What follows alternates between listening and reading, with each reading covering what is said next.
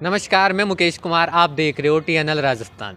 जैसा कि आपको पता है, विधानसभा चुनाव हो चुके हैं और सर्दी आ चुकी है और TNL न्यूज़ रूम की छत के ऊपर से आज हम ठंडी हवाओं में आपके साथ मौजूद हैं और इसी कड़ी में आज हम बात करेंगे राजस्थान में विधानसभा चुनावों का जो 3 दिसंबर को जो रिजल्ट आने वाला है, उससे पहले TNL न्यूज़ नेटवर्क अपने साथी सहयोगी पत्रकारों के साथ जो चुनावी आंकड़े आपके समक्ष लेके आई है कि किसकी सरकार बन सकती है और किसका पलड़ा इस बार भारी होगा।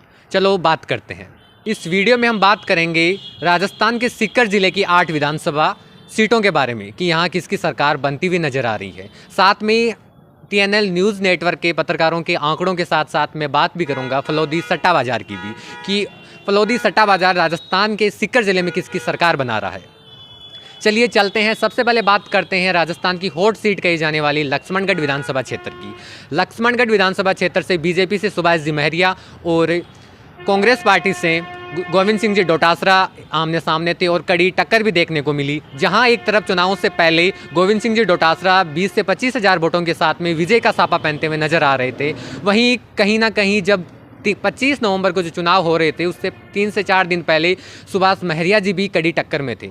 और जैसे कि मैं आपको बता दूं, सुभाष जी महरिया और गोविंद जी डोटासरा में कड़ी टक्कर देखने को मिली, लेकिन फलौदी सट्टा बाजार के आधार पर गोविंद सिंह जी 6000 वोटों के साथ में वहां से जीत प्राप्त कर सकते हैं। लेकिन मैं मेरे आंकड़ों के आधार पर बात करूं तो लगभग गोविंद सिंह जी डोटासरा 2500 से 3500 या 3000 से 3500 वोटों के साथ में वहां से विजय प्राप्त कर सकते हैं। क्योंकि साथ में ही अगर मैं बात करूं तो CPIM पार्टी की ओर से जितेंद्र जी ढाका भी वहां से चुनाव लड़ रहे थे और उनको भी जाट समुदाय से काफ़ी सारे मत मिले हैं।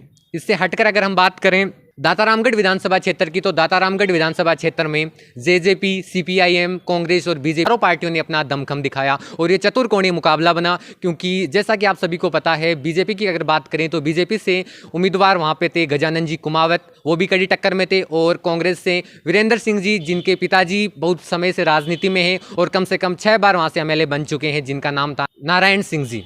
अगर उससे हटकर बात करें JJP की, जन नायक जनता पार्टी से, तो JJP से रीटा चौधरी जो वीरेंद्र सिंह जी की धर्मपत्नी थी, उन्होंने चुनाव लड़ा। तो अगर बात करें हम फलौदी सट्टा बाजार के आधार पर तो वहाँ से 8000 मतों के साथ में कांग्रेस विजय प्राप्त कर सकती है। लेकिन हमारे खुद के जो चुनावी कवरेज हमने किया, जो हमारे चुनावी आंकड़े हैं हमारी टीम के साथ में, तो उसके आधार पर वहाँ से वीरेंद्र सिंह जी जीत प्राप्त कर सकते हैं। लेकिन गजानन कुमावत और वीरेंद्र सिंह जी दोनों के बीच में कड़ी टक्कर देखने को मिली है। BJP और कांग्रेस की वहाँ सीधी टक्कर है। तो ये 3 दिसंबर को ही पता चलेगा कि ये सीट किस ओर जाती है। जहाँ तक हमें लगता है यहाँ पे BJP भी निकल सकती है और कांग्रेस भी निकल सकती है। क्योंकि कांग्रेस के जो मत थोड़े टूटने की बात बताई जा रही है, जो कयास लगाए जा रहे हैं, उसमें यह है कि वीरेंद्र सिंह जी की जो धर्मपत्नी रीटा चौधरी, उन्होंने JJP से चुनाव लड़ा, उसकी वजह से जाट समुदाय के कुछ मत टूटे हैं, जिसकी वजह से थोड़ा सा BJP का पलड़ा वहाँ भारी दिखाई दे रहा है। अगर उससे हटकर बात करें हम धोद विधानसभा क्षेत्र की, तो धोद विधानसभा क्षेत्र में BJP से गोवर्धन जी वर्मा, कांग्रेस की अगर हम बात करें तो जगदीश जी दानोदिया, और अगर RLP की बात करें तो परशुराम जी के सुपुत्र महेश जी मोरदिया यहाँ से चुनाव लड़ रहे थे। और अगर बात करें CPIM की, कॉमरेड पार्टी की, तो यहाँ से पेमाराम जी और गोवर्धन जी या BJP और CPIM के बीच में कड़ी टक्कर देखने को मिली। अगर हम बात करें धोद विधानसभा के मुस्लिम बहुल इलाकों का, अगर समर्थन कांग्रेस की बजाय इस बार पेमाराम जी की ओर रहा, तो यहाँ से CPIM मुख्य रूप से सरकार बना सकती है। अगर मुस्लिम बहुल इलाकों का समर्थन अगर पेमाराम जी की ओर न रहकर जगदीश जी दानोदिया अर्थात कांग्रेस की ओर रहा, तो यहाँ पर BJP भी सरकार बना सकती है। अगर मैं बात करूँ फलौदी सट्टा मार्केट के आधार पर, फलौदी सट्टा मार्केट के आधार पर 13000 वोटों के साथ में CPIM यहाँ अपनी सरकार बना सकती है। लेकिन जैसा कि मैंने आपको इस वीडियो में अभी बताया कि मुस्लिम बहुल इलाकों का समर्थन अगर पेमाराम जी की बजाय जगदीश जी दानोदिया अर्थात कांग्रेस को मिला, तो यहाँ से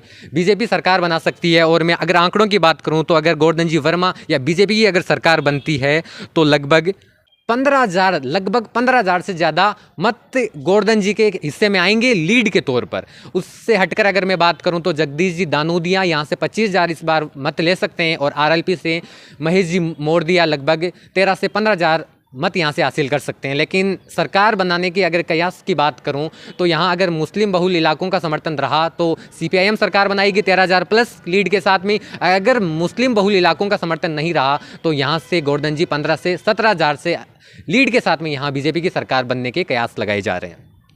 इससे हटकर अगर मैं बात करूं फतेहपुर से, तो फतेहपुर में बीजेपी के कैंडिडेट की अगर मैं बात करूं तो सीएलसी के चेयरमैन सरवण चौधरी बीजेपी प्रत्याशी थे और उनके सामने कद्दावर नेता के रूप में जाने जाने वाले कांग्रेस के प्रत्याशी हाकम अली खान उनके समक्ष थे।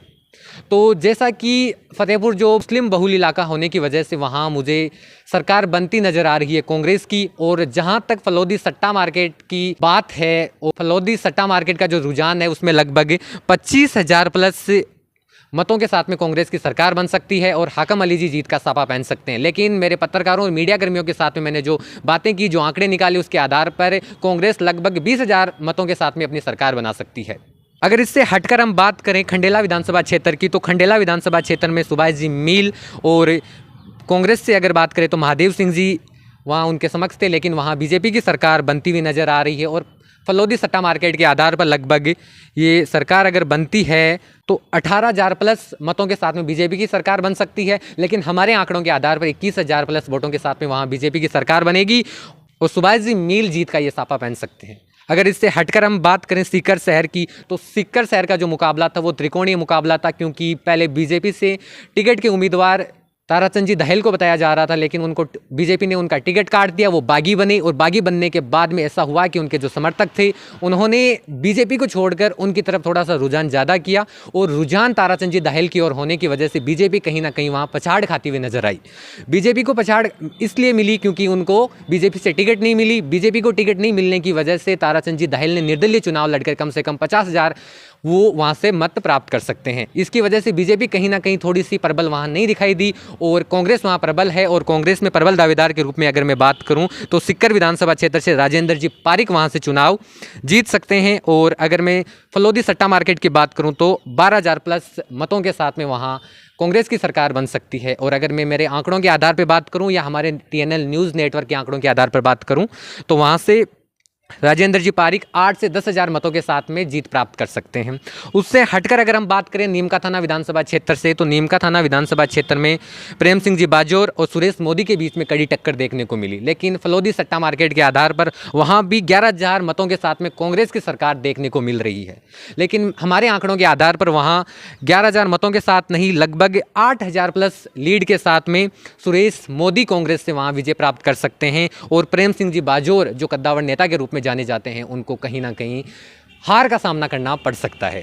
इससे हटकर हम सीकर की 8वीं विधानसभा और अंतिम विधानसभा की बात करें तो नवलगढ़ की बात करते हैं। तो नवलगढ़ विधानसभा क्षेत्र से विक्रम सिंह जाखल और डॉक्टर राजकुमार शर्मा के बीच में कड़ी टक्कर पहले देखने को मिल रही थी, लेकिन जैसे जैसे 25 नवंबर पास आता गया, चुनावी माहौल बदलता गया, समीकरण बदलते गए, तो यहाँ लगभग 28,000 मतों के साथ में फलोदी सट्टा मार्केट के आधार पर बीजेपी की सरकार बनती हुई नज़र आ रही है। लेकिन जैसा हमने फील्ड रिपोर्टिंग की, लोगों से बात की, बूथ पर जाके लोगों से बात की, या धौर विधानसभा, लक्ष्मणगढ़ विधानसभा क्षेत्र में भी हम जब रिपोर्टिंग कर रहे थे तो कहीं ना कहीं नवलगढ़ विधानसभा क्षेत्र के लिए कुछ मुख्य बातें निकल कर आ रही थी। उन बातों के आधार पर हमें ऐसा लग रहा है कि लगभग 16,000 मतों के साथ में विक्रम सिंह जाखल यहाँ सरकार बना सकते हैं, वो विजय प्राप्त कर सकते हैं। और राजकुमार शर्मा जो कांग्रेस से हैं उनको हार का सामना करना पड़ सकता है।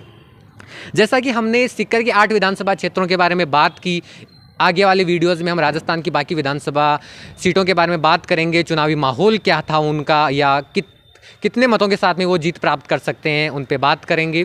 सर्दी का भी टाइम हो गया है, शाम भी होने को है, अब हमें भी घर पे जाना है, हमें भी तो खाना खाना है। दोस्तों, हमने आपके लिए एक रिसर्च करके इस टॉपिक पर हमने बात की कि जितनी भी राजस्थान की विधानसभा सीटें हैं तो उन पे हम आज रिसर्च कर रहे थे। लेकिन सबसे पहले हमने शुरुआत की राजस्थान के सीकर जिले की 8 विधानसभा सीटों के बारे में, क्योंकि जैसे कि हम बात करें कांग्रेस की, तो कांग्रेस में PCC चीफ गोविंद सिंह जी डोटासरा और सुभाष जी महरिया जो बीजेपी से इस बार चुनाव लड़ रहे थे लक्ष्मणगढ़ से, वो दोनों वो लक्ष्मणगढ़ सीट है जो हॉट सीट के रूप में जानी जा रही है। और अगर वैसे बात करें तो हम आगे वाले वीडियोज़ में बात करेंगे, तारानगर की बात करेंगे, झोटवाड़ा की बात करेंगे, जोधपुर के सरदारपुरा की बात करेंगे। लेकिन तब तक हमें इजाज़त दो, मिलते हैं अगले वीडियो में। मैं मुकेश कुमार, आप देख रहे हो TNL राजस्थान। जय राजस्थान, जय हिंद।